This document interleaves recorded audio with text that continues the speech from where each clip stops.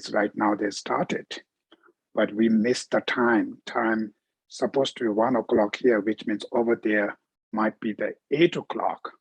So it's supposed to be usually we have 6 hour gap. Now, maybe now the winter time, the time here change. So maybe now it's 7 hour gap or something. So I was enjoying my lunch. Then Philip called me and it's disturbed my lunch. So I couldn't finish yet. So I apologize for this misunderstanding the time, and I was a little bit late. So, but today is the Lama Tsongkhapa's anniversary day. In Tibetan, we call Ganden Lha Gye. So the Ganden Lha Gye is the day of Lama Tsongkhapa's Parinirvana day. So the Parinirvana today, I think around 602. So he been passed away now 602, and today is, I think, also his birthday, and his Parinirvana day is the same day. So this is the one of the auspicious, the special day, specific when you are practicing in Mother Tantra, and according to the lunar calendar is 25th. So the 25th is also the special day for the Vajrayogini practitioners, or any Griya Samaja, any other Vajrayana practitioner. 25th is they're always doing the offerings and practice they do because of the special, the day which helps to accumulate the virtuous merits and achieving high realization in these days when you practice more focus and put effort to the practice. It's much faster to achieving the high realizations. So that's why these are the day we're celebrating. Is not just for fun. This kind of celebration is mainly we focused to practice. The purpose of Lama Tsongkhapa, who came in this world, is to teach us, guide us to achieve enlightenment Buddhahood. So I don't need to give more detail about the Lama Tsongkhapa's story because I need to teach here. There's one book last year or something that comes up. It's called the Tsongkhapa, a Buddha in the Land of Snow. One book, it's about the Lama Tsongkhapa's life story, written by Geshe Phende, was His Holiness translator. It's a very, very good book. So that's the book. When you read it, then you can understand who is a Lama Tsongkhapa. And most of you might know him. And the important thing is the practice we're doing, specific the Lam Rim. We studying the Lam Rim Center, the Geshe Tamchola's label, the name called Lam Rim Center. So Lam Rim Center, Lam Rim means stages of the path to enlightenment, Buddhahood. So Lama Tsongkhapa wrote a number of texts on this Lam Rim, extensive one, which is available in English, 3 volumes, Lam Rim Chemo, and a medium version, and then short versions, and then one of the shortest, the foundation of good qualities, or the source of good qualities. So he wrote number of texts on the Lam Rim. So that's the Lam Rim, the text or the scripture will emphasize the main subject of the Lam Rim is conventional bodhicitta based on compassion, ultimate bodhicitta, which is wisdom of emptiness. So Mahayana practitioners or any Buddhist practitioners, in order to achieve enlightenment Buddhahood, we have to have method aspect of the path. One of the best method aspect of the path is the bodhicitta, Among the wisdom aspect of the path, one of the best wisdom is wisdom who understands the ultimate reality. So Lama Tsongkhapa wrote a number of texts with explanation of the emptiness.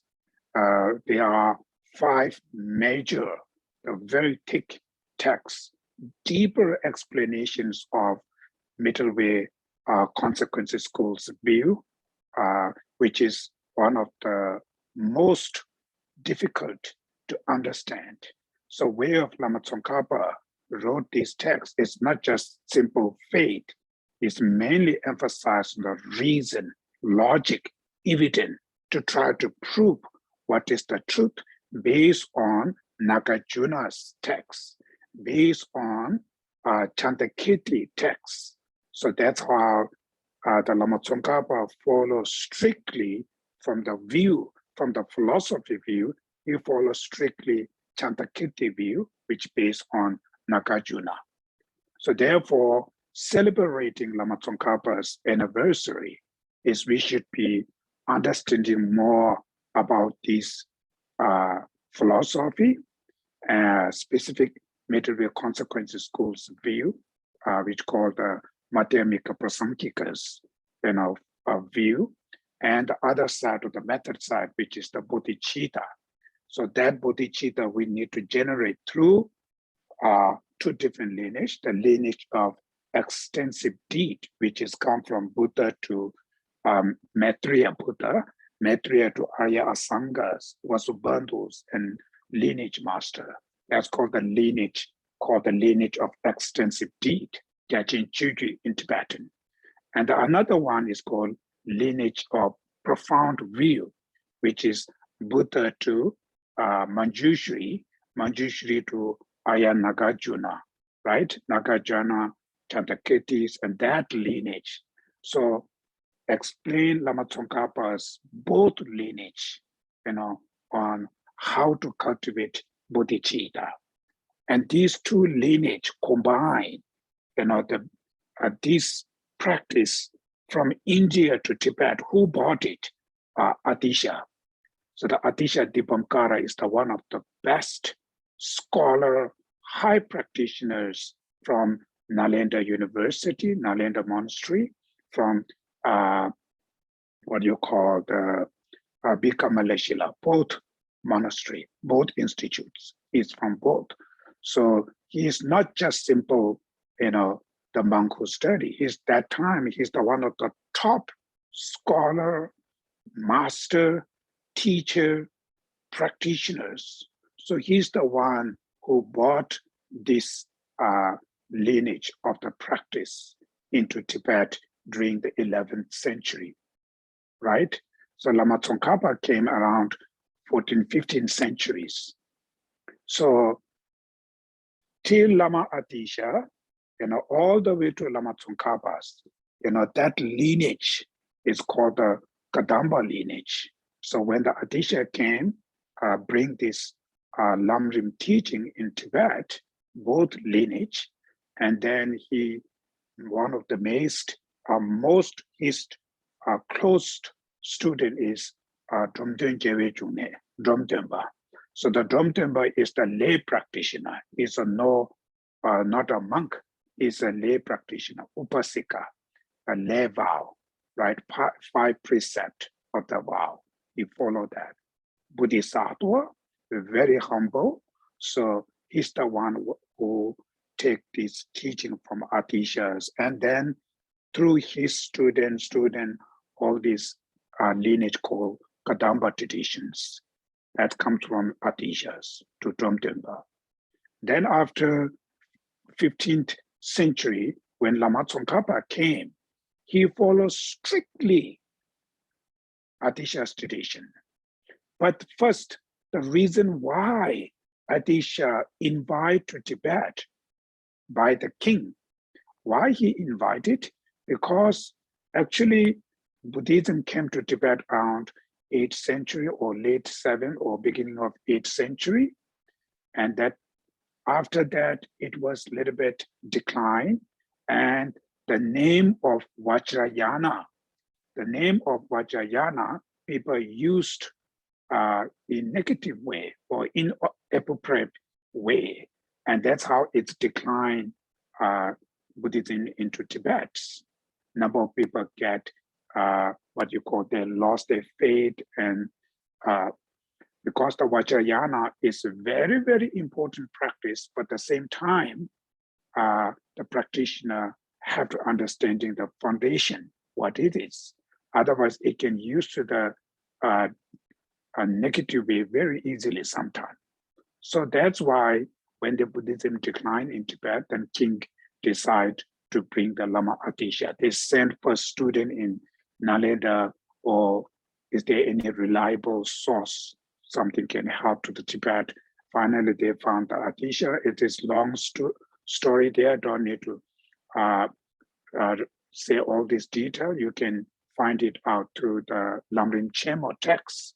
They have a detailed information about the Atisha's story.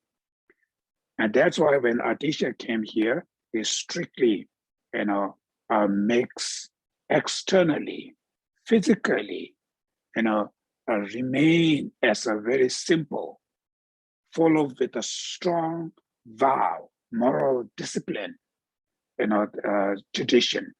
So internally practice Mahayana Buddhism, which is the bodhicitta, wisdom of emptiness.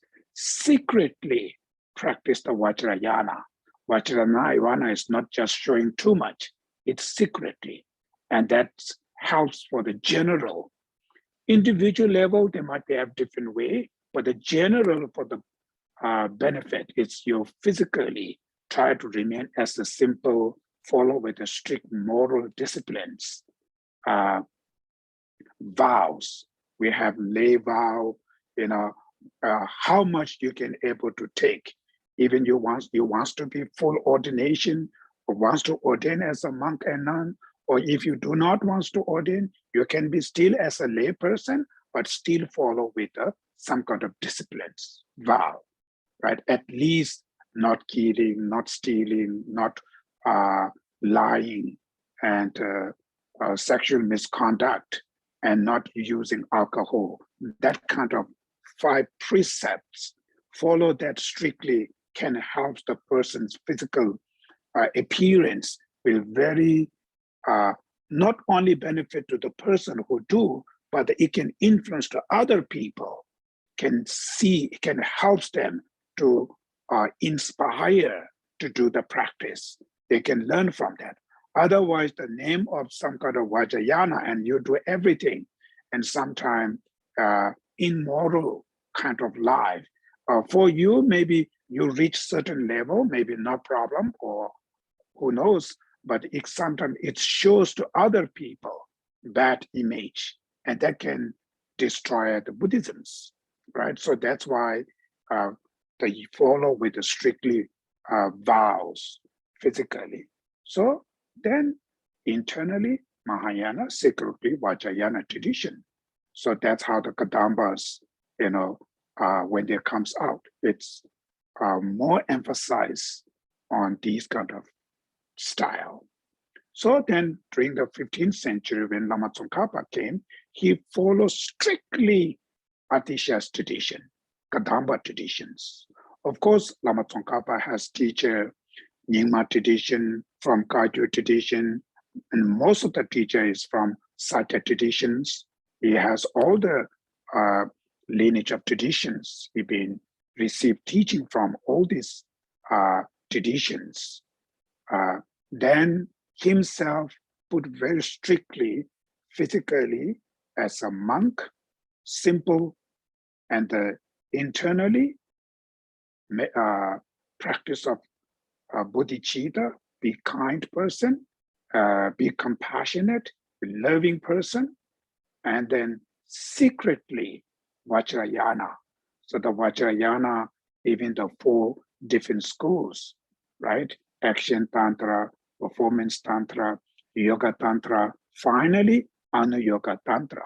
So he wrote number of texts, I think 5 or 6 of those texts about the Vajrayana. And when you read it, Lama Tsongkhapa's text, the Vajrayana, it's very, very profound, huge, thick, you know, they are the two most important the texts called Ngagrin Chemo and Zogrum Ringa Sedre. So the Ngagrin Chemo is the one generation stages, explain detail. Zogrum Ringa Sedre is the one the text we're explaining about completion stages of the Vajrayana.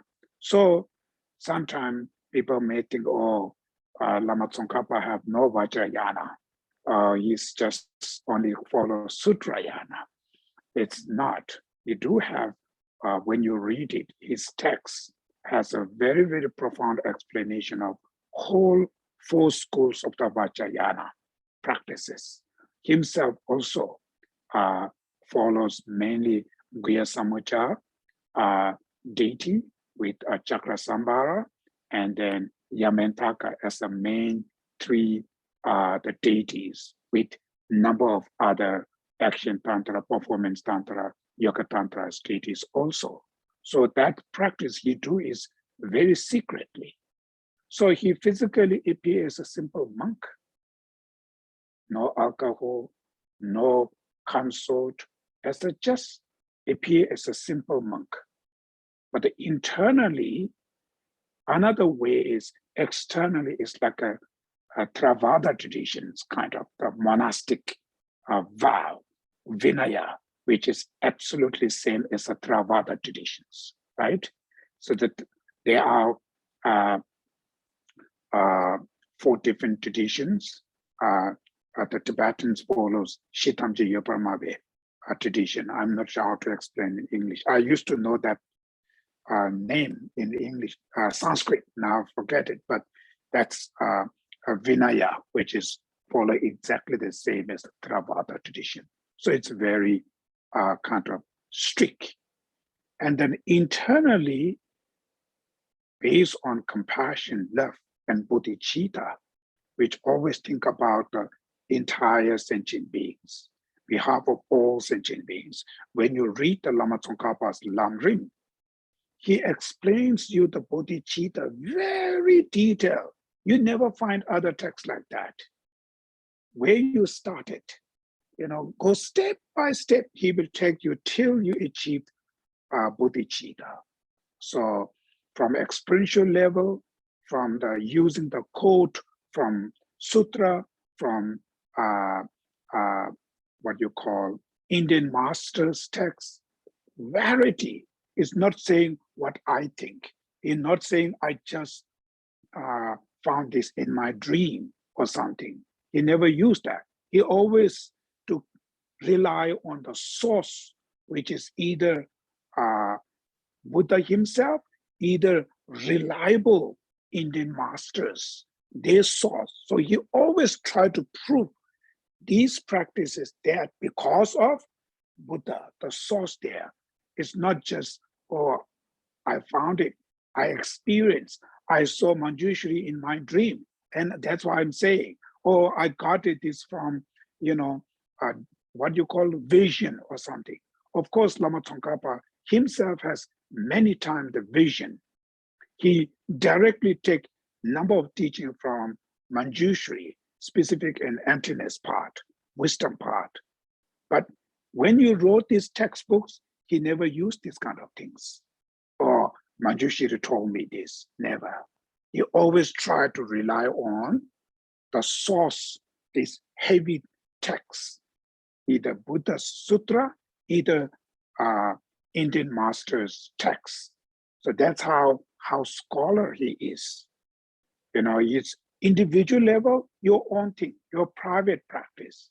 But in the field of world, in general, it's better to try to prove the source something already on the heavy text there.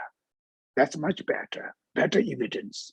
So when you read it, his text, always use that. Very logic, prove everything by logic, reason. Even his own text, he's saying, finally, everything will end it up with a logic proof, not by Buddha's sutra or Indian master's text. Finally, everything, finally you have to prove by logic, right reason, valid reason. That's who he is. When you study his text, then you will find it out. Who is that person? Since Lama Tsongkhapa came, it's improved so much in Tibet. The Buddhism is becoming more profound, more logic, more kind of what you call practice, which is not just only based on blind faith, but he used both. Of course, the faith is very important. Beliefs are very important, but this faith and belief based on reason, based on logic, that system, he was so much emphasized on these things. So today, still, because of his legacy, the teaching is still in the world benefiting millions and millions of people. He has not that many texts. He wrote only 18 volumes. For each of these volumes, when you look at just simple one stanza, when you read it, you can think about weeks and weeks about that, just one stanza, the meaning, what that really means. So it's very, what you call profound and explained with all the logic systems. So that's why Lama Tsongkhapa, why he's important. Then he strictly follows Adisha system there, and he added the emptiness, the philosophy, much, much, much more deeper, more explanation, more showing the reason, the logic. He added about this emptiness philosophy very profoundly.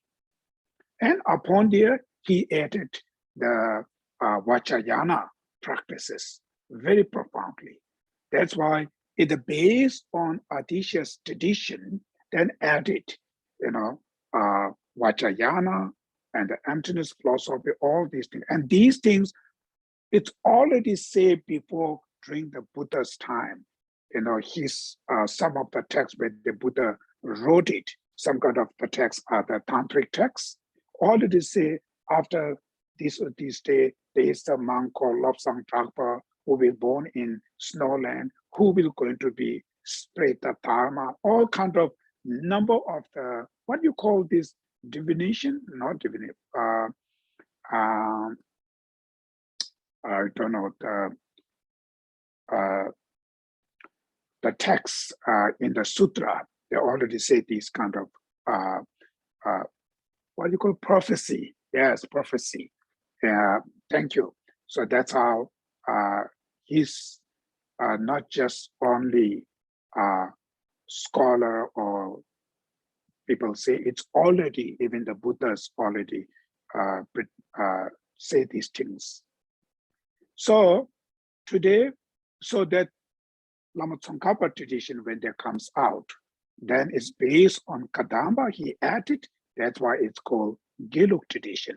Sometimes we call Kadam Samawa, the Kadamba newly Kadamba, which means, the Kadamba traditions, and he added more, it's called the new Kadamba.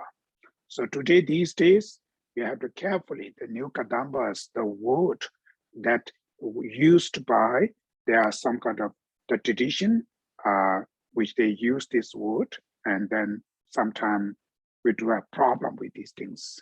So when you research the new Kadamba, it doesn't mean what you call the Gelug, the pure traditions or something. You always need to be emphasized, clear. People use the name, but you need to be not just follow. You need to be research if this center is reliable, or this teacher is a reliable source. What's behind there? What history behind there? First need to investigate, because this technologies now, it's everywhere. So these kind of things, there are good things there. There's also sometimes misinformations around there. So it have to be carefully when you follow anything, you need to be first investigate. So now today, the Lamrim Center requests me to teach the Ganden Lha Gye. The Ganden Lha Gye is the 100 deities of the Toshita teaching, which mainly the Giluk since Lama Tsongkhapa lineage. When we're doing the Guru Yoga practice, or the lineage, there are actually number of variety Guru Yoga practice around here, but there are mainly there are two different lineage we have. One is called Wensa Nyingyu, Wensa, which means Jawa Wensapa, through that lineage of Guru Yoga. Another one, the lineage called Segyu, which is the Lama Tsongkhapa to Geshe Phende. The Geshe Phende is the one who found the Gyume Tantric monasteries. So there are two different lineage at the main. So the Wensa Nyingyu lineage of the Guru Yoga, we're usually doing the Guru Yoga practice, we call Lama Cheba, which is quite popular in general in Giluk tradition. So that kind of Guru Yoga practice, it's called the Wensa Nyingyu lineage. And that Guru Yoga practice is more with the Vajrayana practice. So it comes with the Vajrayana traditions. The other one from the Geshe Phende, the Segyu lineage, the Guru Yoga is the 100 deities of Toshita that today we're going to teach. So these Guru Yoga practices, very simple. It's a Sutrayana way of Guru Yoga. It's open to everybody can do this. Wensa Nyingyu Guru Puja, actually, if you follow with the correct way, the person who do this, they have to have empowerment, receive empowerment or something. But this 100 deities of Toshita Guru Yoga, you don't need to have empowerment. Everybody can do this. So it's more simple and what you call more open for any practitioners can do this. So, of course, today we can't go very detailed, but the simple thing is the purpose of these 100 deities of Toshita or Guru Yoga, any Guru Yoga practice, our aim, the goal is, the practice is Guru devotion practice. These are the mainly emphasized on Guru devotions. So the Guru devotion, the practice, which is the what you call for the practitioners, serious practitioners, Guru devotion is the one of the very, very important practice. That's why when you read it, Lama Tsongkhapa's Lamrim, the foundation of all good qualities, right? The foundation of all good qualities is Guru Yoga, or the Guru devotion practice. The Guru devotion practice is the foundation, is the basic foundation of all the high realization, all the rest of the practice we do, achieving through the Guru Yoga. So any practice, the Lamrim practice, when you do, they first teach you Guru Yoga practice, right? Guru devotion practice. The Guru devotion is the one which is, as an academic perspective, is not that much important. For the experiential level of practitioner, this is the first, very, very important. If this practice is something wrong or lack, the rest of the higher realization will never success, will never achieved. So that anything to success, achievement of any rest of the higher realization, the practice you do, the first we have to be a success, the Guru Yoga practice. But same time, this Guru devotion practice has Very important side, but at the same time, the other hand, it's very risky. So that's why practitioners, you have to really understand what's mean by guru devotion. That's first very, very important. You can do Mahamudra, you can do Dzogchen, you can do anything, popular things. But without experience on guru devotion, rest of all these practices just won't. It's never ever going to be achieve anything clear. The reason, you can look the past histories of those gurus who've been practiced. We received the teaching from them. So when you look at their histories, their lifestyle, all of them, first they emphasize is guru yoga, right? The guru devotions. When you have a very strong devotion towards one's gurus, then rest of the practice will going to be more effective and will going to be achieved much better. Your accumulation virtues merit much better, much higher. So that's why these practices are first very important. So detail you can see through the Lamrim Chemo, right? The stages of the path to enlightenment by Lama Tsongkhapa, and you can also find it from the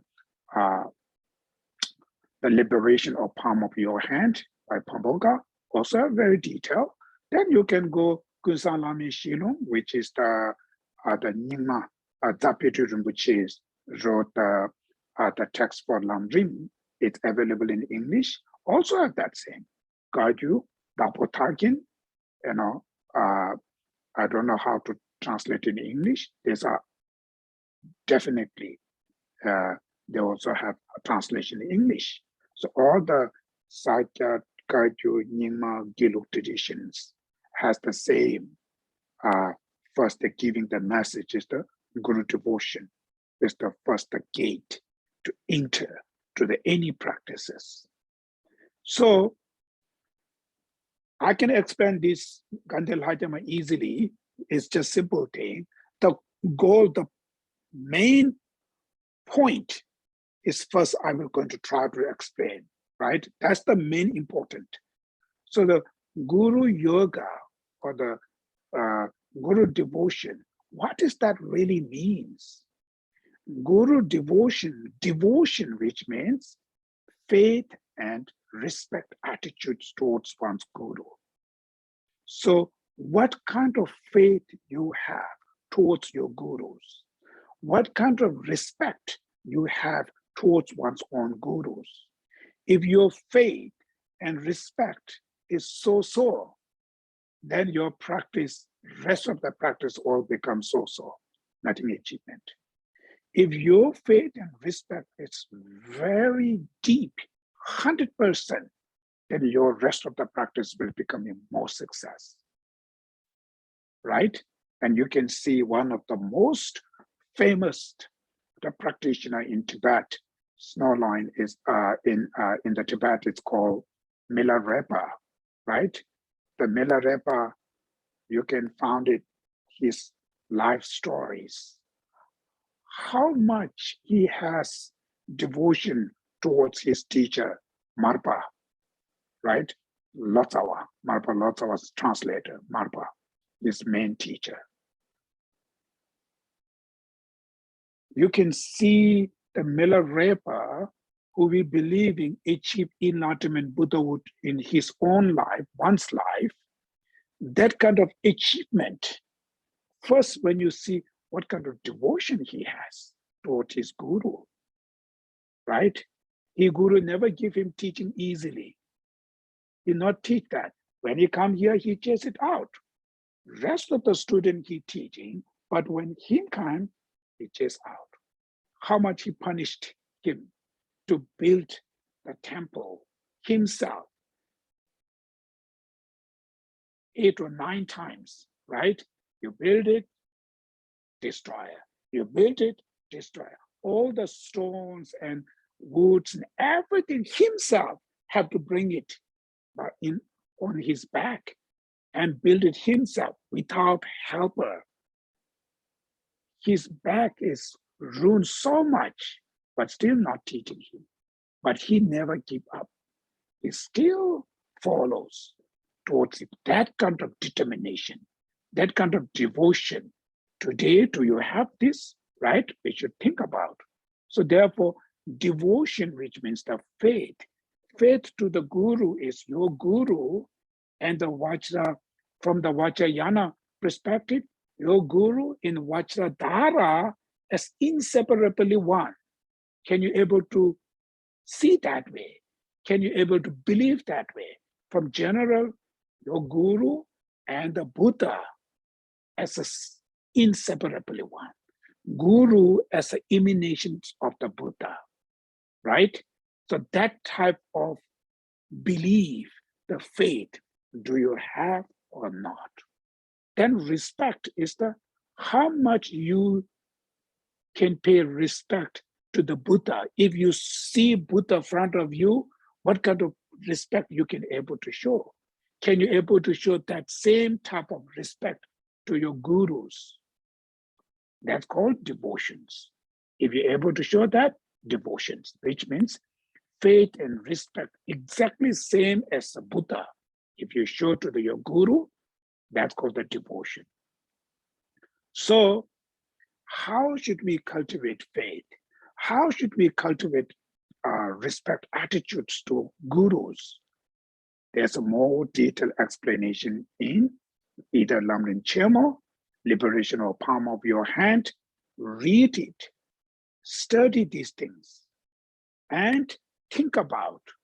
Then experiment, meditate, think again till you finally, you can feel that. So if you're not feeling that, then you are not getting something. There's something wrong there. Just knowing is not enough. Of course, first you have to know. Without knowing, how can you feel? So therefore, study is very important. Not just only study, then what you know, what you read it, what you know, then you experiment. That's how you meditate. Think analytical meditation, single point of meditation, combine, go analytical. Then when you're feeling arise, remain as a single meditation, stabilization meditation. Then when the feeling little bit disappear, again to analyze. That's how you have to go back and forth like this. So that's how finally indestructible feeling, the devotion, when you reach, then that's the Guru Yoga. That's called the Guru devotion. That's because of that reason, we are practicing 100 deities of Toshita and Lama Chepa, the Guru. All these Guru Yoga practices are mainly for what? For cultivate that type of devotion towards one Gurus. So these faith and respect attitudes to the Gurus, when you look at in the liberation of palm of your hand, there was reason, 3 different reasons, 4 different reasons to prove why I have to show this. How should I able to develop this faith and respect? These are in the book there, in this Lamrim. That's all what you learn, you put it into the practice, then you change your mind, right, towards Guru devotions, towards that. So that's the main subject of this 100 deities of Toshita practice. That's the main subject. Means that's the main practice of 100 deities of the Toshita. So the Rig side, that's on the another side. The left side, the Rig side, oh, he's my guru. She is my guru. Whatever they say, I follow. That's also risk. So even he or she is my guru, even I see him or her as exactly same as a Buddha, but anything they say, I always be skeptical, always be investigate. Even Buddha himself say that, right? Buddha, his own word, my follower, right? Don't accept any teaching by him out of your blind faith. You need to be thoroughly investigate. If the things contradict with the reality, you should reject. Even Buddha, his own word, you can reject it. If the things make some kind of inappropriate, it's things which is contradict with the true Dharma, reject it. Rejects Buddha's word, rejects Guru word, doesn't mean disrespect. Respect and the faith exactly keep same as to the Buddha, right? You have that same. But anything they say, you should be investigate. The things which is inappropriate, reject it. Things which is contradict with the reality, you should reject. That kind of things, not I'm saying. It's Lama Tsongkhapa's, his own Lamrim Chemo. He gives very clear information that he said, finally finish the Guru devotion, then he make a caution. If your gurus give you some kind of misinstruction, what should you do? And Lama Tsongkhapa says, you should reject. But the reject Lama Tsongkhapa, not only himself, he used the quote by Buddha's teaching, Vinaya scriptures. So Buddha, his own word, he used that quote showing, in if your masters, the teacher, what you call something misinstructions, instructed you, what should you do? So reject it. So children mitiba mana dobar chaos in the Tibetans. So if things which is contradict with the Dharma, you can reject it. That Buddha in the Vinaya scripture, he said that, Lama Tsongkhapa used that quote, right? So you have to be skeptical. Otherwise, oh, my guru told me, just follow that way. Or if you something not accept that, you might be something disrespect to your guru, all these kind of things, nonsense, right? You have to be the things which is inappropriate, things which is contradict with the Dharma, of course, you need to be rejected. Because of that reason, your guru, you're already seeing him or her as your guru, because of the misinformation you receive, because of that reason, if you accuse to the guru, if you feel angry to the guru, if you did something negative to your guru, that's also not good. There's negative karma you accumulated. So negative karma towards one's guru is very, very dangerous. One of the biggest problem is in the future, in your next and next life, very, very hard to find qualified teachers. You always ended up with the unqualified teacher, the wrong teachers. That's most danger. Because of your present life, you did something negative towards gurus. So skeptical, which means middle way. If the instructor use some kind of inappropriate, I'm rejected. But at the same time, however, I already make him or her as my guru.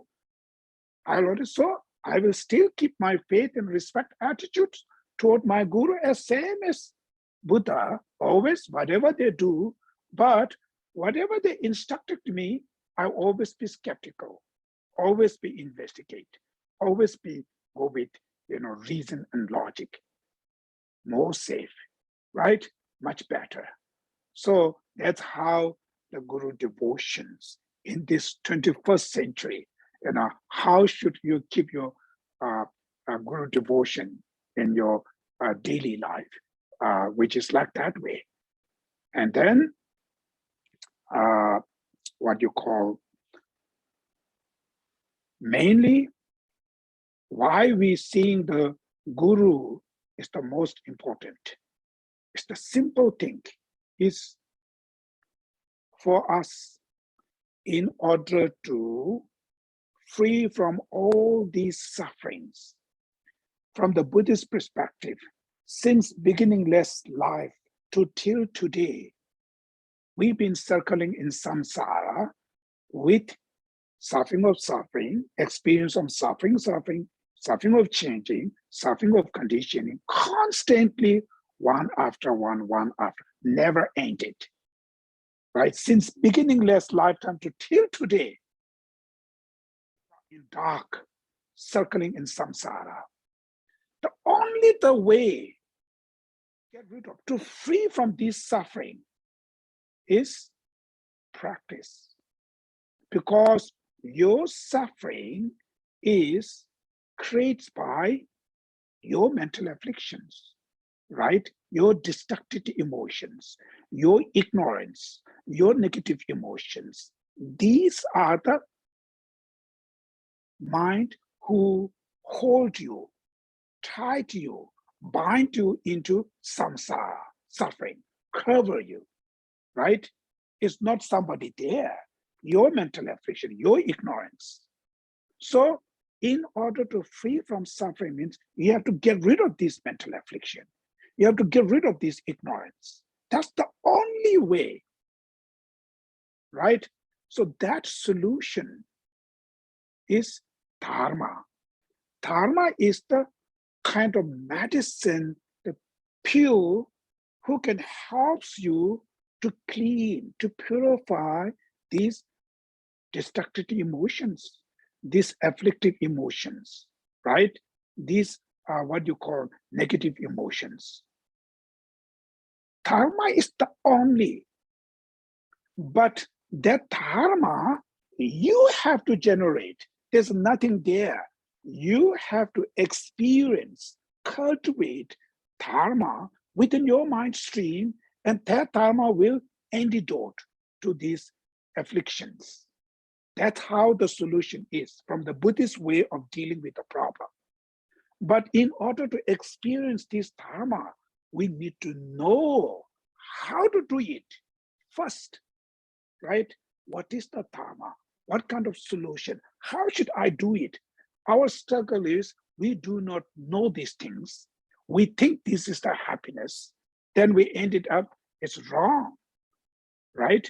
All this misunderstanding is because of the ignorance. So in order to clean that ignorance, we need to know the dharma.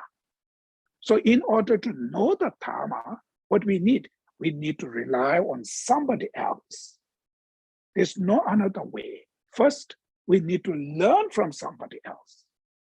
So because of that reason, we take refuge to the Buddha, right? Becoming Buddhist first is taking refuge to the triple gems, triple jewels, Buddha, Dharma, Sangha.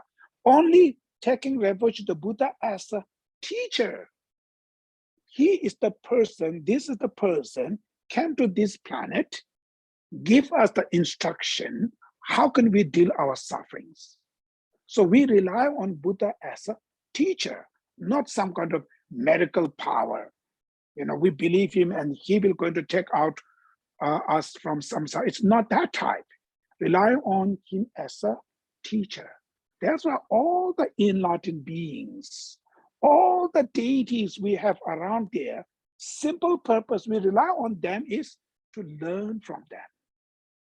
Teacher. So because of that reason, today, your condition, because of living in samsara with heavy negative karmas around there, you do not have any capable to receive the teaching directly from the Buddha, from the Tara or Manjushri, any deities, right? We are not capable right now. In order to take direct teaching from them, we need to achieve certain level of practice. Otherwise, we'll not, right? These deities, we can't see them. So right now, this kind of fragile, so much difficulty life, who teach you? Who guides you? Only your teachers, the ordinary beings. Even enlightened beings come there, they're giving the same instructions. For you, when you are more difficulty time, very complicated, too much problem, during that time, who helps you? Means your gurus. So that's why saying guru is the most kinder than all the enlightened beings, right? When you read it in Pabongka Lamrim, the liberation of palm of your hand, where he used the reason why we pay respect to the gurus. One of the reasons is he used that guru as a most kinder than all the enlightened beings. For you, you rely on Buddha, you don't see the Buddha, right? You don't see the Manjusharis. Even there are enlightened beings, so much they've done. But for you right now, who helps you? Who wakes up you? Your gurus. That's why guru is for you most important person in that moment. Then when you look at the different angle, if enlightened beings, Buddha himself, Vajradhara, all these beings, why they become a Buddha? Sake of others, right? They becoming Buddha sake of us. That's how the bodhicitta is, right? So how they help us right now? That's why they're saying right now, because of our karma, because of our diluted emotions, our mind, we cannot able to use Buddha as a real Buddha. We can't see them. Therefore, they emanate. Enlightened beings emanate as ordinary beings, like our gurus. Then they're doing teach you, guides you, all kind of things. Same time showing many mistakes here, there, because they emanate as an ordinary person. That's why they have to act as an ordinary beings. So that's why we see guru is an emanation of the Buddha, right? That's how you cultivate your faith and respect attitude towards guru. Reason these things. And what is the benefit? Here's simple. Offer to your guru one piece of fruit. Offer to all enlightened beings full space of the fruits. One is make more virtues. In sutra saying, offer to one's guru just one piece of fruits. You accumulate more virtues than offer full space of the offerings to all the enlightened beings. Because of that reason, you have a huge opportunities, huge benefit to accumulate virtues, merits towards one's guru, much higher, much bigger than offer to all the enlightened beings, right? That's why when you're doing any Vajrayana practice, first, general majority the Vajrayana practice, they have three sections. One is what you call merit field, and to do the seven limb practice kind of things. Then second is self-generation. Third is fun generations, right? There are, most of the Vajrayana practice has these kind of three things. First, merit field. That's the place they're doing the guru devotion. The merit field, whatever deity you're practicing, either Vajra Yogini, either Yamantaka, Gyasamoja, Tara, anything, when you're seeing deity, the main deity and your guru as an inseparably one, then out of that devotion, your offering, confession, reach, all these practices, when you do that, you accumulate much higher virtues than merits. Seeking merit field, the center, the main merit field, the deity and your guru is inseparably one. That's why they're doing these practices. So therefore, even Vajrayana tradition, even Sutrayana tradition, the guru devotion is the first why this is important, why we need this. Then when you do this practice, you're receiving, that's how called receiving blessing from Buddha to all the lineage masters till your gurus. If you have your connection to this Dharma is through your gurus. If that connection has something problem, there always is problem with the Dharma. That's why devotions, these are important. But at the same time, I mentioned earlier, has a lot of risk. So it's not just blind faith and follow whatever instructed you by your gurus. You always be skeptical, always be analyzed, not just believe. That's why after Buddha passed away, Nagarjuna and Arya Asanga, they're the two main Indian masters. Why we have so much respect to these two? These are the two, even Buddha himself saying, these are the two will going to be spread the Dharma, will going to be help the Dharma. Because Nagarjuna's, where they explain, this is the definitive meaning. These teachings are the, what you call interrupted, right? Interpreted, provisional.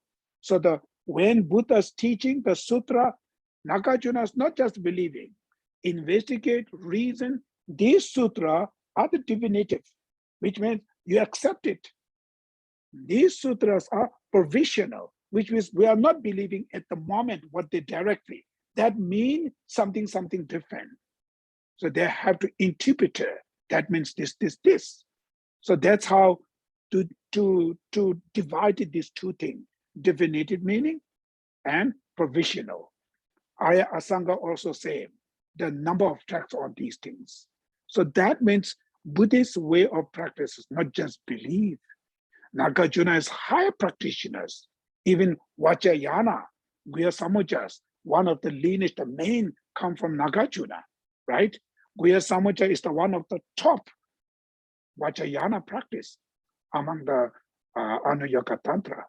So even Nagarjuna's, when you look his text, definitive meaning, provisional meanings. So we need to understand everything skeptical, investigate, not just blind, follows, believe, always be. So something inappropriate teachings comes there, you have to reject it. You don't need to follow, right? So that's why skeptical. Okay, so this is the one first main Guru devotion. Then this practice is simple, it's easy, just explain that. You know that the point, then rest of these things are simple. So this, the text, 100 Deities of the Toshita, written by one of the important, the master, Lama Tsongkhapa's disciple, Dulnakpa Palden Sangpo. So his name is Palden Sangpo, Dulnakpa Palden Sangpo. So he wrote this 100 Deities of Toshita prayer, and the Lama Cheba, the other Guru Yoga written by first Panchen Lama, Panchen Lobsang Chegen, right? There are the two things. So now this text, the 100 Deities of Toshita, the first stanza is the invocation. So from the heart of the Lord of Toshita's 100 deities, floating on white clouds like a cluster of fresh curds, all-knowing Lobsang Trungpa, king of the Dharma, please come here together with your offsprings, his disciples. So what does that means? From the heart of the Lord of Toshita 100 deities, which is Toshita is the one of the monastery, in the God realms. It's the God realms have variety level, and God realm, which is part of the desire realms. Generally, when we Buddhists talk about three realms: desire realms, formless realms. Form realm and formless realm, in order to born into these realms, you have to achieve shamatha, right? Without achieve shamatha, there's no way to born into these realms, form realms and formless realms. Desire realms, which has hell realm, hungry ghosts, human beings, right? Animals, all these realms are the desire realms. The desire realms, why? Because these beings who born into this realm have too much attachments, attached to five objects. Form, right? Form objects, which means we attach the people's colors, shapes, all this size, beautiful, all kind of forms we attach. And the second attached to the sound, right? Form, sound. That's why these days all those musicians making lots of money, right? Why? Because human beings so much attached to this music, all this song. So these singers and music players make lots of money because of we attach to this song. So that's why we buy it. So that attachment is sound, attached to sound. Then smell, attached. So that's why they're buying the perfume. I heard about some of just little bottle the perfume. This is $500. It's like a crazy, right? But you put it, who smell? Other people smell. That's how it's interesting, right? When you stay in the home, I'm not sure they're putting this perfume all 24 hours. You go to the bed, put it. I'm not sure, but of course, when they go out, they spread these perfumes. Then who smell? Other people smell. They enjoy it. You put so much money in there, but who take advantages? Other people, right? But reason we attach to the smell, right? Then attach to the taste. So the food, all these delicious things. So, sometimes we get the diabetes and all kind of things because we attach to these sweets and all kind of things. We eat it, so much attached, tastes good. We eat it, we ended up sick. So they attach to the taste. Then attach to the tangibles. These clothes we try to wear smooth and it makes you cool, kind of tangible. So these are the five objects, the beings who so much attach. That's called the desire realms. The realms with the human beings. So you should look, if you have attached to these five things, no doubt your next life will born into desire realms, right? That's simple. You don't need to do divination. You don't need to ask to the Buddhas and Lama, please pray for me to born into heaven and blah, blah. Doesn't matter. As long as you have attached to these five objects, you are going to born into desire realms. So now within the desire realms, unfortunate realms, hell realm, hungry ghosts, animals, unfortunate, lower realms, and the fortunate realms, which is human and god and demigods, right? Fortunate, higher rebirths. Among there, the god realms has a 6 kind of different god realms within the desire realms. I think this is second or third, called the Ganden. The name of that realm is called Ganden. Ganden is the name of that god realm. There's a specific one place called Yikachunzi, Toshita. Toshita is the name of that monastery in that Ganden god realms. Ganden god realms called the Ganden. There's specific one area called where they have monastery Toshita. So in that monastery temple, the main teacher from the Buddhist perspective, we believe Maitreya Buddha is the one of the main day master in that realms, in that temple, Toshita. So therefore, from the heart of the Lord of Toshitas, heart of the Lord, who's that Lord? Maitreya Buddha. His heart, who lives in the Toshita, 100 deities. This 100 is just name used a deity. There are so many deities, god realms, beings around there. So it's called 100 deities. There's so many, that's why I use as 100s. So there's a many disciples, there's the god realms beings there. The main teacher is Maitreya. So that's why it's called from the heart of the Maitreya Buddha, floating the white cloud like a coaster of the fresh curds. So you just visualizing from Maitreya's heart, it's emanates the white curd like a straw, kind of things to point it to either your forehead. You're visualizing that, right? All knowing Lobsang Dragpa, King of Dharma, please come here together with your offsprings, with your disciples. So we inviting Lama Tsongkhapa from Maitreya's heart. That's why believing Lama Tsongkhapa is the emanation of Maitreya Buddha. So from his heart, white curds comes and touch to your forehead. You're visualizing, you're inviting Lama Tsongkhapa in front of you. And traditionally, what they're saying is, during that time, first, of course, you have to set up your intention, all kinds of things before this text started.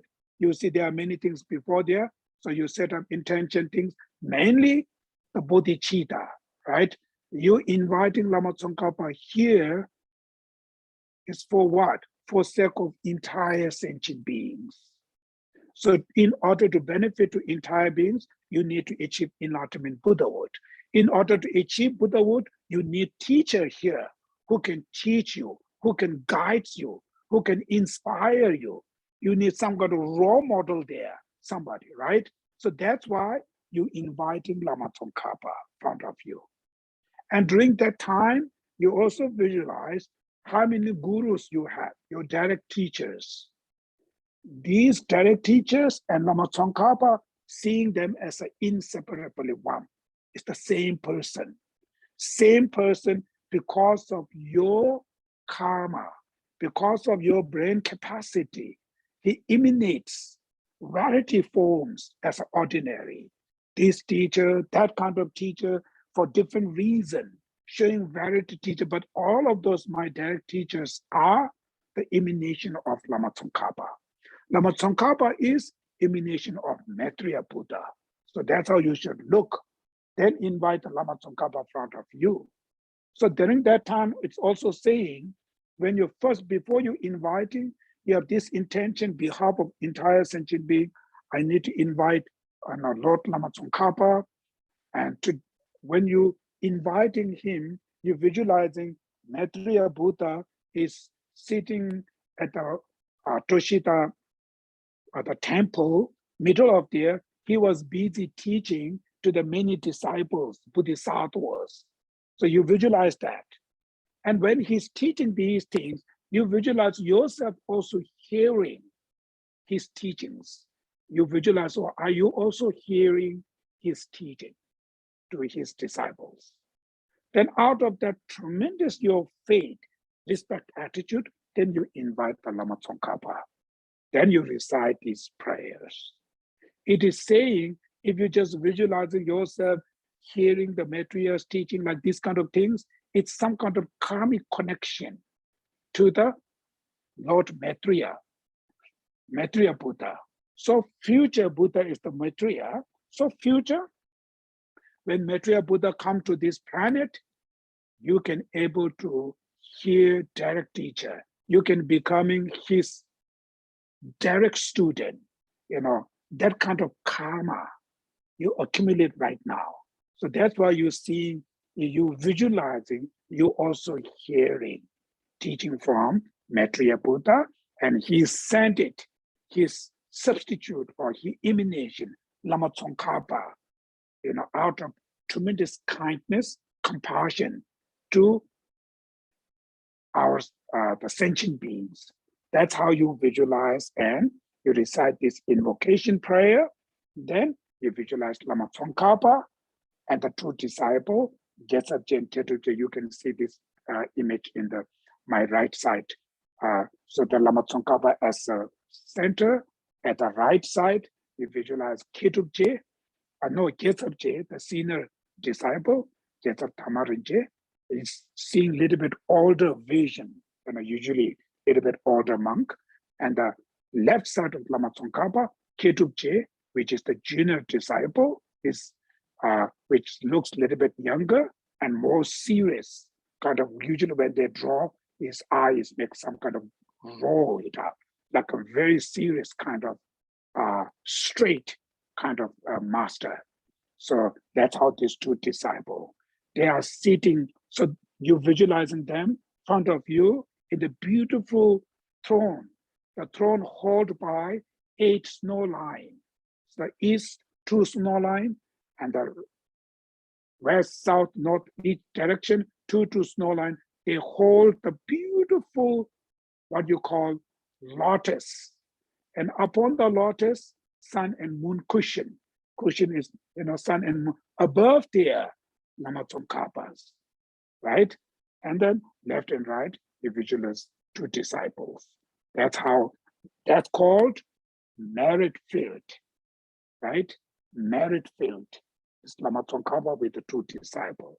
And your mind is also seeing your gurus and the Lama Tsongkhapas inseparably. Then the first practice is called supplication.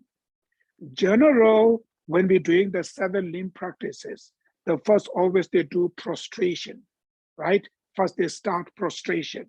But this Guru Yoga practice, first they do supplication practice instead of prostration. Reason why? This is something what you call auspicious to remain your guru should be long life, remain very long life. That's why the first they're doing supplication. You're requesting. So here the stanza started called, in the space before me on a lion throne, lotus and moon seated on holy Lama, smiling with delight. So when you're visualizing Lama Tsongkhapa, it feels like so close, close, smiling you with a very delight feeling. It's not like serious and feel like a distant. It feel like very close, like a mother and daughter, or father and their son, like a very close feeling. So that kind of, Lama Tsongkhapa smiling with delight, or supreme field of merit for my mind of faith, the supreme field of merit. General merit field, which means these fields helps you to accumulate merits, right? That's called merit field. But this is called supreme merit field, the field of merit, which means supreme, because it's your guru. So the guru and general deities, guru is most important. To the guru, you can accumulate more virtues, more merit. I mentioned earlier. That's why for you, this is becoming more supreme field of merit than all the rest of the enlightened beings. Your guru, Lama Tsongkhapa, is the most supreme. That's why I call supreme field of merit of my mind of faith.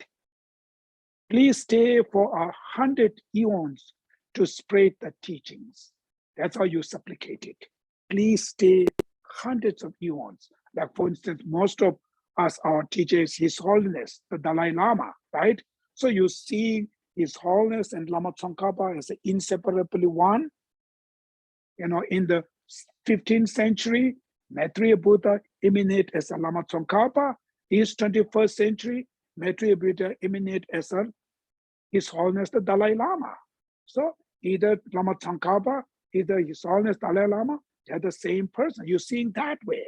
So then, please stay for hundreds eons. The purpose of Guru remain here is to spread the Dharma, right? That's why we rely on teachers. The purpose of teacher is to spread the Dharma. It's not to develop business. It's not to make you reach anything. It's the reason only is spread the Dharma. And Dharma is the solution which can solve all the problem in this world. It's the Dharma. That solution only you get it from teachers.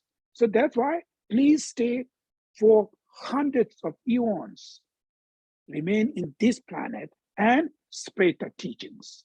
That kind of supplication out of tremendous compassion to entire beings specific in this planet. You can see peoples in this planet, they spend so much money, time to the school, they educated. Simple reason is for happiness. But do they happy? Not at all. Each time they're getting worse and worse. They're doing for happiness, but they ended up with too much suffering because of the ignorance, right? So today, say during the pandemic, how much now problem is? It's all human being. We make it. It's not come from some kind of aliens or different planets. So these kind of suffering that people suffer out of ignorance, you feel tremendous compassion. We really need excellent teacher. So that's why we request to Lama Tsongkhapa, please remain in this planet hundreds of eons and spread the teachings. Teach us, guide us, help us, right? That art of compassion. Then they started a prostration. After request, then your prostration through body, speech, and mind. So your beautiful body blazed with the fame's glory, your eloquent speech adorning the ear of fortunate, your mind pure, genuine, spanning the whole of knowledge. I bow to you, so meaningful to see, hear, and remember. So prostration mainly is the mental prostration. Through understanding of all these important qualities, body, speech, and mind, qualities, important qualities of the Lama Tsongkhapas, your teachers, cultivate tremendous your respect attitudes towards your guru. That's the mental prostration. Out of tremendous faith and respect to the guru, is mental prostration. Then speech, you recite this prayer. You recite that prayer, prostration prayer, that called speech prostration. Body prostration, you bow down. During you recite that prayer, even you hold your hand like that, is the sign of physical body prostration. So that's how, when you're reciting these through prostration to the guru through body, speech, and mind. One of the purpose of this prostration is you should be always keep humble attitude, down lifted. So that's why you prostrating, you touch your head to the floor, to the Lama Tsongkhapa's feet, means I am under your feet. It's kind of very down lifted minded. So too much ego, too much arrogant. I know this, I know that, I'm blah, blah, blah. So all kind of this arrogant ego, you will not going to learn anything. So the first our obstacle is the arrogance, ego. That's the first obstacles. To get rid of that ego arrogance, we first practice prostration. A very humble attitude, very down lifted, very what you call low, and keep your mind very down there. So that's how first prostration. And benefit of prostration is cleansing your negative karmas, purifying your negative karmas through you accumulate through body, speech, and mind. That's why you're prostrating through your body, speech, and mind. Then the next is the offerings. Various delightful offerings of flowers and perfumes, incense and bright lights, and pure and sweet waters. The oceans of offering clouds presented and imaginated, I offer to you, O heart filled of merits. So there's two things, presented, and imaginate. So present it, which is external offerings. You set up under your altar, whatever you have external offerings, that's presented. It's the direct offering. Imaginate, which is your mental offerings. So you first, before you offer all this offering, you blessing, you meditate the ultimate nature of the offering, which is emptiness. None of this exists independently. That wisdom of emptiness, your virtues, your merit, you emanate as full of space of offerings, flower, incense, lights, perfume, and so forth, uncontaminated offerings. So that you offer to the Lama Tsongkhapas, your imaginated offering, presented offerings, which is external, imaginate offering, which is your mental. So imaginate offerings are the more important. It's the virtues and merits you offer. So during that time, you also visualize he accepted with his disciple, they accept it, they enjoy it, they experience uncontaminated bliss. Always you have to think that, right? They accept it, they experience that joy. Then the next, confession. Whatever non-virtues of body, speech, and mind I have accumulated since with time without beginning, especially transgressions of my 3 vows, I confess each one with fierce remorse from the depth of my heart. So next is you confess whatever non-virtues accumulate to your body, speech, and mind, which mainly 10 non-virtues. 3 from body, which is killing, stealing, sexual misconduct. 4 from your speech, using harsh word, telling lie, gossip, slander. 3 from your mind, harmful intent, covetousness, wrong views. These are the 10 non-virtuous karma, which are the main causes of 3 lower realms. Born into hell realm, hungry ghost animal, because of these 10 virtues, non-virtuous karmas. So specific these 10 non-virtuous karma with all the rest of the negative karma. Breaking 3 vows. What do you call Partimoksha vow, which is lay vow, monastic vows, Bodhisattva vow, and tantric vow, you take it. So any these vows when you fail, and then you should confess that. And specific this confess, it is saying you add it mainly to your guru. In this life, you make some disrespect to your guru, if you feel some kind of negative things you see before guru, whatever you accumulate some kind of negative thoughts towards your guru, you confess during that time. Think about this. Oh, so most kind, I accumulate this negative out of strong regret. First, feel strong regret, then confessed. Then recite this prayer. After finish that prayer, promise, future will not going to do that again. That's the proper way of confession. Then next is the rejoicing. In this dark age, strive for knowledge and realization, abandon the 8 worldly concern and realize the great value of human life and freedom of opportunity. O Lord, we rejoice sincerely in your prodigious deeds. So in this dark age, which means called degeneration time, this is the time, is the degeneration. Degeneration, which means that people have more negative thoughts, time degenerations, and negative emotion degenerations. So there's usually it's called, there's 5 kind of things that I'm not sure now, I forget this, but there are 5 degeneration things, mainly negative emotion. People becoming more smart, but same time, more attached, more greed, more angry, more hatred, more arrogance.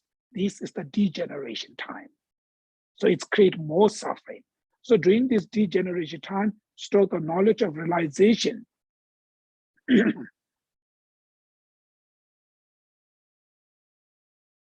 So you store for knowledge and realization. So which means Lama Tsongkhapa, he came into this degeneration time, but what he did, he put so much effort to the knowledge for himself, educate, study, right? Since he was 16, age of 16, he came to the Lhasa, Central Tibet. Before that, he already studied in Amdo region, where his birthplace, already become scholar. Age of 16, he traveled to the Lhasa. Whole his life, study all the Buddhist scriptures, and it is saying one time he been retreat in the one place, 3-year retreat. That retreat is mainly he study all the Indian masters, the teachings, and the Buddha's Kangyur and Tengyurs, right? Scriptures. 3-year, strictly study, research, everything. Then after that, he wrote number of texts. So knowledgeable. He put knowledge, study so much before. Then after the study, he put it practice. It's not just remain as a scholar, intelligent only, also becoming serious practitioner. That's why physically Lama Tsongkhapa is a very, very simple monk. It's very, very simple. Nothing, anything he has. But when he teach, It's pouring down all the Indian masters' teachings. One time he teach, I think 17 or 18 texts by Indian masters together from this text, bring together, combine all of them, which is one of the very, very unique teaching nobody done in the past. So that kind of scholars. So he's knowledgeable and same time high realization. He achieved enlightenment Buddhahood, pre-nirvana today, right? When he passed away and his battle realms, he achieved the Sambhogakaya in the battle realms. This is the today. So that's why he's a very, very high practitioner, abandoned the 8 worldly concern. Is the mainly 8 worldly concern is not attached to one's own reputation, one's own money, one's own material, one's own fame, nothing attached to anything. So abandon the 8 worldly concern. Sometimes people, when you become a practitioner, even you can stay physical, very simple, but still you attach to your reputation. It is saying somebody, even the retreat, solitary retreat, being in the rural area, it is a you can abandon, attach to the food, all the materials. You can sit in a simple cave, but still struggle to abandon the attached to reputation, fame. People may think I'm a good practitioner, or people may think this is the person doing so much great practice on there. So you have still attached to these things, it is saying. So therefore, Lama Tsongkhapa, who's completely abandoned, all these 8 worldly concern, food or power, fame, materials, anything. So realize the great value of human life with freedom and opportunity, which is called precious human life. Understanding this is the one of the best, the life. Why this is the one of the best? Because this is the life, if you're able to use worthwhile, you can achieve enlightenment Buddhahood. You are capable. That's called precious human life. Buddha who achieved enlightenment Buddhahood, which is life that is exactly the same life you have. Milarepa achieved enlightenment, which is have this same human life. Lama Tsongkhapa, same. So he used that great value. He know this is very great value, valuable life. So he used that properly, worthwhile. And Lord, we rejoice sincerely in your prodigious deeds. So we rejoice sincerely about his legacy, his teachings, all kind of he done. So that's why this is the rejoicing. So you rejoice others' good merit, you accumulate same portions of virtues, merits. So if rejoicing helps you to reduce your jealousy. When you're jealous to others' good thing, you accumulate negative karma. Rather, when you rejoice it, you have no jealous. So rejoicing makes you, helps you to accumulate more virtues. So Lama Tsongkhapa, one of the texts, he's saying, one of the easy way to accumulate virtues is just be rejoiced to others' virtues, others' merits. Then the next is the requesting. The prayer or holy perfect lamas in the truth body skies from the blowing clouds of wisdom and compassion, pour down a rain of vast and profound power upon the deserving disciple of this world. Mainly requesting is to teach us, turn the wheel of Dharma. They used with the kind of quote, truth body sky, which is the Dharmakaya. Lama Tsongkhapa achieved the Dharmakaya, flowing clouds, rain, wisdom. So which is the rain clouds, and the rain clouds is the example or represented is Lama Tsongkhapa's intelligent wisdom and his compassion, right? Then rain is the represented dharma where Lama Tsongkhapa teach. Then that rain helps to the individuals, the disciples, our mind stream. So that's why upon the surviving disciple of the world. So that mainly we request him to teach us, guide us. Then finally, dedication. By virtues, by whatever virtues I have gathered here, may teachings and all living beings receive everywhere benefit, and especially may the essence of the teachings of Holy Lobsang Tragpa shine forever. Lobsang Tragpa is the Lama Tsongkhapa's real name. Tsongkhapa is the just nickname because he born into the region which called Tsongkha. The name of that region is Tsongkha. So he born in that region, they're called Tsongkhapa. Pa means actually is called the person. So the person who born into Tsongkha region, that's why Tsongkhapa. But the real his name is Lobsang Tragpa. So the Lobsang Tragpa. So therefore, final dedication is benefit to entire sentient beings, and the Lama Tsongkhapa's teaching will shine all over the world to dedicate. So these are the what you call seven-limb practice, which is the very simple the version of Guru Yoga practice written by Donakpa Pandit Sambo. And when you read it, there are little notes there, prostration, making offerings, each explanations are there. And then finally, there's a mantra. After that, recite the prayer, then we're reciting the mantra called Mimi Tseve Techin Cheresi, Timetibo Umbo Chambeya, Dibo Malechumze Sanyada, Kanje Chebe Tukin Tsongkhapa, Losanta Vishal of Soades, Mimi Tseve Techin Cheresi, which is the Lama Tsongkhapa, is the, Cheresi is the Buddha of compassion. So the Buddha of compassion is to represent all the enlightened beings, their compassion. The compassion of all the enlightened beings represent the form of the deity is called Buddha of compassion, Chenresi, Avalokiteshvara. So the Lama Tsongkhapa's heart is the same, that kind of compassion, that emanate by Chenresi, that kind of powerful compassion he has. Timekebo Ombo Jambeyang is same. Jambeyang is the Lord Manjushri. Manjushri is the Lord of wisdom. So the wisdom of entire enlightened beings put it into the deity is called the Manjushri. So Lama Tsongkhapa's intelligence is the same as the Manjushri's intelligence, right? He understanding the Dharma. Dibu Mali Chumse Samyata is the what you call the Vajrapani, the great subduer of all the gathering of demons, is the powerful to purify all the obstacles. That power of all the enlightened beings, put it into the deities called Vajrapani. So the Lama Tsongkhapa's power is same as the Vajrapani powers. Kanji Kebe Tsujien Tsongkhapa, which is he is the one of the best scholar of the snowland in Tibet.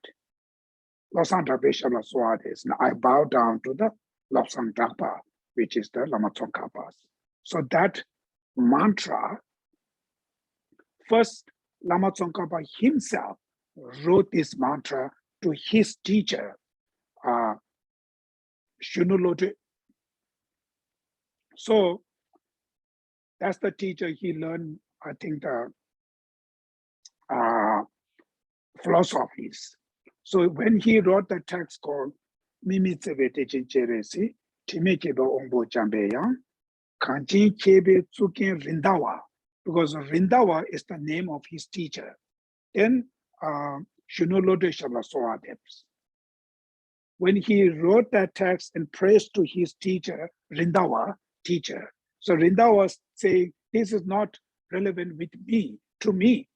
This is more relevant to you. So he changed a little bit. So Mimi Tseve Techin Cheresi, Timekebe Ombo Jambeyang, same.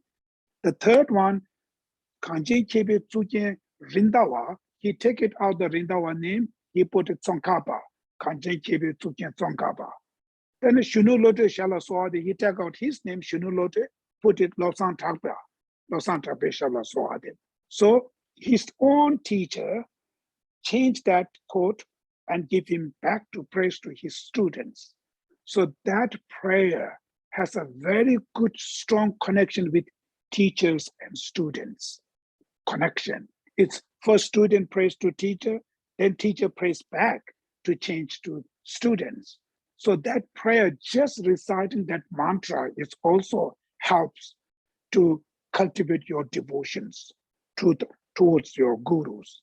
So that mantra translate here in English, uh, the Jetsongkhapa crown jewel of the holy master of the land of snow. You are Avalokiteshvara, great gold mine of compassion, untainted by the ego's delusion. You are Manjushri, great master of stainless wisdom. You are Vajrapani, great subduer of all the gathering of demons of your feet. Fain Lobsang Tagpa, I humbly bow and earnestly request that all sentient beings achieve enlightenment. I think this is put lots of information there, make more things there, so that the simple text is not that much detail. So they added more detail, but it's good. So mainly the third, Dipung Mali Jumse Sameda, you are Vajrapani, great subduer of all the gathering of demons. That line is not there usually. It's only 4 lines. After Lama Tsongkhapa, one of the disciples, they added Dipung Mali Jumse, the 3rd line. Then there's one other version which has a 6th line. Then there's another mantra version which has a 9 line. So each disciple, they added, they added, it's make a mantra longer. The first root mantra is only 4 lines. Mimitse teaching cheresi, Timikibo Umbuchambeya, Kanjin Kibe Tsujin Tsongkhapa, no Santa Peshala Swate. Only these 4 lines. So then each disciple, they added more. There's what you call 5 round of mantra, 6 round of mantra, 9 round of mantras. So whatever you want, you should recite it. So this is the main what you call practice of this Ganden Lha Gye. Then after that, you can put it dedication according to this text. There's beautiful dedications around there. Then if you can add it the mandala offerings, which is according to the text, as mandala offerings and Lamrim prayers and all kinds of things there. So whatever you like it. So sometime when you recite this prayer, all the 7 limb practice finish, then you invite the Lama Tsongkhapa upon your crown. So 2 disciples dissolves into Lama Tsongkhapa. Then Lama Tsongkhapa slowly comes toward your crown, seated on your crown. Then you recite the mantra. Either English or Tibetans recite the mantra. During that time, from his heart emanates nectar towards you, cleansing all the obstacles and helps to experience these high realizations of all the Lamrim practices, right? Then if you want to emphasize more compassion, then you, after Lama Tsongkhapa mantra, you visualize Lama Tsongkhapa's heart, Buddha of compassion, then you recite Om Mani Padme Hum mantra, Om Mani Padme Hum. Same time you meditate compassion to entire sentient beings. Then if you want to cultivate wisdom of emptiness, you visualize Lama Tsongkhapa's heart, Manjushri, right? And then you recite Omara Bhajanati, which is Manjushri mantra. And same time you meditate on emptiness. So anything. So if you have some kind of problems, obstacles, then you visualize Lama Tsongkhapa's heart, Vajrapani, right? Then you will recite Vajrapani mantra, Om Vajrapani, Om Vajrapani, Om Vajrapani. Recite the mantra, emanates nectars to you and cleansing all the obstacles, any problems, cleansing them, purify these things. Then if you want to heal from the disease, something else, you visualize Lama Tsongkhapa's heart, medicine Buddha, and then you recite the medicine Buddha mantra. Same nectar dissolves into you, cleansing all your disease and the causes of illness, and helps to heal your physical body, your mental body. So any kind of deity practice you can do very simple way. So these practice, you don't need to have empowerment, initiation, no need anything, right? You just visualize them upon there, recite the mantra, and do any practice. I think that is all now. I think it's been all 2 hours now. So we're going to leave it here. So I hope that will help you. And mainly the essence of practice of these are the Lamrim, which is bodhicitta and the wisdom of emptiness. So emptiness is a little bit difficult. So that's why it's important to have students, each other, discussion, learn, share each other. Because sometimes you think you know, maybe you have completely misunderstanding, right? Somebody with their Dharma student there, you discuss each other, you can learn so many things. So therefore, it's important to have, discussions, share each other, helps each other, and grow your wisdom. And how much you understand, you should try to put it into the practice, mainly to try to remain more humble. More humble is the very, very important. Listening others, try to keep more humble attitudes, then that will help to subdue your mind. That will help to reduce your mental afflictions. That's why we're doing the first prostration practice, because of the keep one's mind humble, downlifted. It's much easier to subdue your anger, attachment, greed, arrogance, and so forth. The purpose of our practice is to reduce mental afflictions. That's our main purpose. Okay, thank you.